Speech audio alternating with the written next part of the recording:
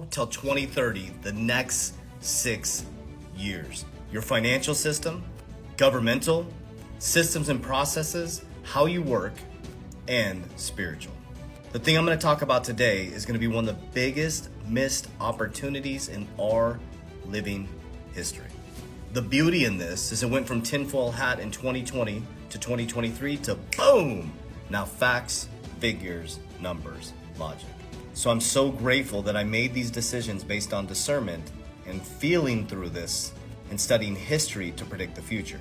So we went from Bitcoin is a complete fraud, and I'm going to show you this physically, to 60% of hedge funds having access to the Bitcoin ETF. Bank of America, Wells Fargo, JP Morgan Chase, Goldman Sachs, and the largest banks are now have access to the Bitcoin ETF, and Goldman Sachs announced their financial advisors can talk to you about it now. So we need to go a little bit deeper into understanding what is happening. Remember, in 2009, Bitcoin's inception was created by a pseudonymous person named Satoshi Nakamoto. Kind of weird, right? Right after the American financial collapse. Now this is important, write this down. Goldman Sachs came up with an acronym, BRICS, which represented Brazil, Russia, India, China, and South Africa. Then ironically, right at the exact same time of Bitcoin's inception by a pseudonymous person that we still don't know who it is, this amazing thing called Bitcoin was created that can't be printed, that has a fixed supply, that is a risk-on, risk-off asset, and goes up in value because of the way it's built. And at the same time, Brazil, Russia, India, China, and South Africa took Goldman Sachs' idea and created BRICS to work to de-dollarize after the American financial collapse when we got caught with no swim trunks on when the tide went out, as Warren Buffett says. We looked really sloppy, America, after that big collapse because they're like, who's regulating these banks? We're the only country that can print our own money, and we use that to weaponize the American dollar. For example, Biden sanctioned Russia as soon as they invaded Ukraine, and they put a bunch more sanctions on them in 2024, which took them from 70% use of the dollar down to 20%. It's rumored that they're down to 0% working with China now. And so let's get back to Bitcoin.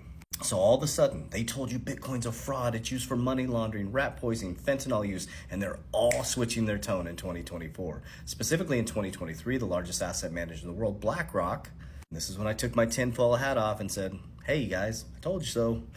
Because now people believe it when the banks do it. So BlackRock comes on board and creates what's called a Bitcoin ETF.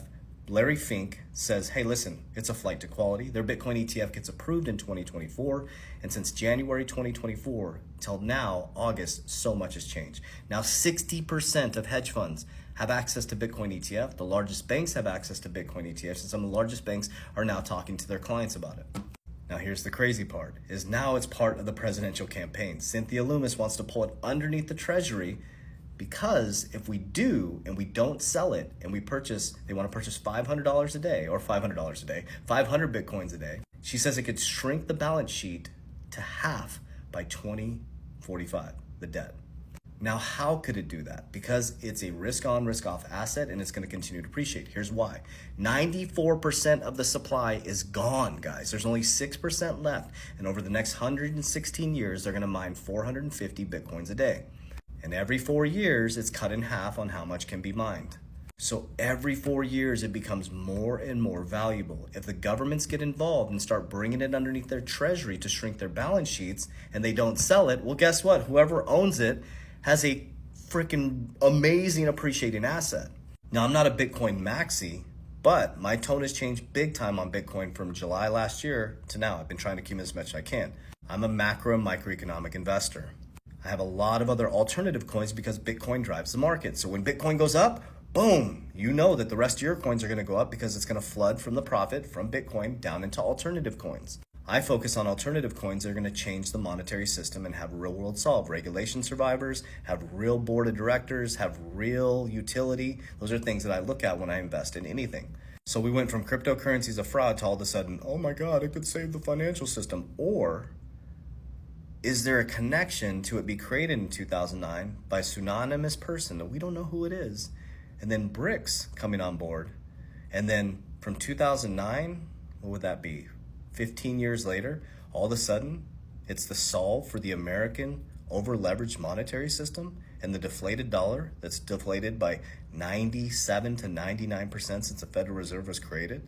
Remember, when you look this way, there's always another narrative going on this way. And if you just invert everything that you're hearing, you'll do pretty damn well. And all you have to do is study history to predict the future.